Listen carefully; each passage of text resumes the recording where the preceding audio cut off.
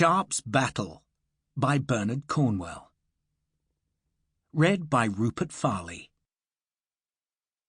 Part 1. Chapter 1.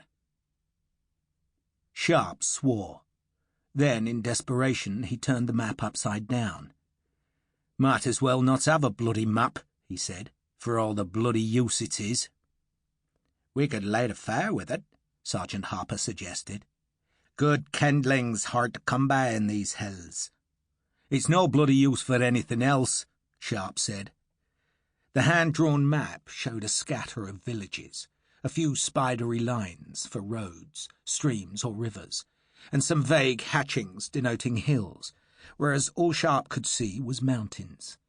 No roads or villages, just grey, bleak, rock-littered mountains, with peaks shrouded by mist, and valleys cut by streams turned white and full by the spring rains. Sharpe had led his company into the high ground on the border between Spain and Portugal, and there become lost. His company, 40 soldiers carrying packs, haversacks, cartridge cases and weapons, seemed not to care.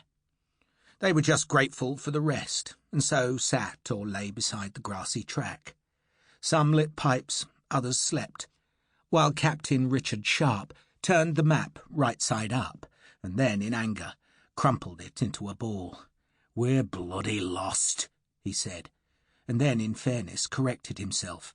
"I'm bloody lost." "My granddad got lost once," Harper said helpfully. "He bought a bullock from a fellow in Clonelly Parish and decided to take a short cut home across the Derryveigh Mountains. Then the fog rolled in, and Grandad couldn't tell his left from his right. Lost like a wee lamb he was, and then the bullock deserted the ranks and bolted into the fog, and jumped clear over a cliff into the Barra Valley. Grandad said you could hear the poor wee beast bellowing all the way down. Then there was a thump, just like you'd dropped a bagpipe off a church tower, only louder, he said, because he reckoned they must have heard that thump all the way to Ballybuffy. We used to laugh about it later, but not at the time. God, no, that was a tragedy at the time. We couldn't afford to lose a good bullock." "Jesus bloody wept," Sharpe interrupted. "I can afford to lose a bloody sergeant who's got nothing better to do than blather on about a bloody bullock." "That was a valuable beast," Harper protested. "Besides, we're lost. We've got nothing better to do than pass the time, sir."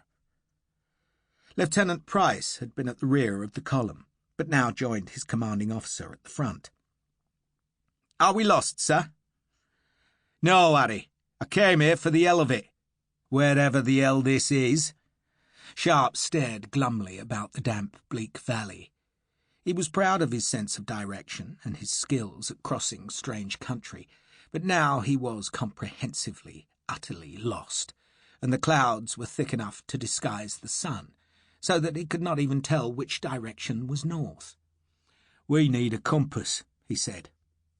"Or a map," Lieutenant Price suggested happily. "We've got a bloody map here." Sharpe thrust the balled-up map into the lieutenant's hands. "Major Hogan drew it for me, and I can't make head nor tail out of it." "I was never any good with maps," Price confessed. "I once got lost marching some recruits from Chelmsford to the barracks, and that's a straight road. I had a map that time, too. I think I must have a talent for getting lost." "My grandad was like that," Harper said proudly. "He could get lost between one side of a gate and the other. I was telling the captain here about the time he took a bullock up Sleeve Snat. It was dirty weather, see, and he was taking the short cut." "Shut up," Sharpe said nastily. "We went wrong at that ruined village," Price said, frowning over the creased map. "I think we should have stayed on the other side of the stream, sir." Price showed Sharpe the map. "If that is the village. Hard to tell, really, but I'm sure we shouldn't have crossed the stream, sir." Sharpe half suspected the lieutenant was right, but he did not want to admit it. They had crossed the stream 2 hours before, so God only knew where they were now. Sharpe did not even know if they were in Portugal. Sample complete. Ready to continue?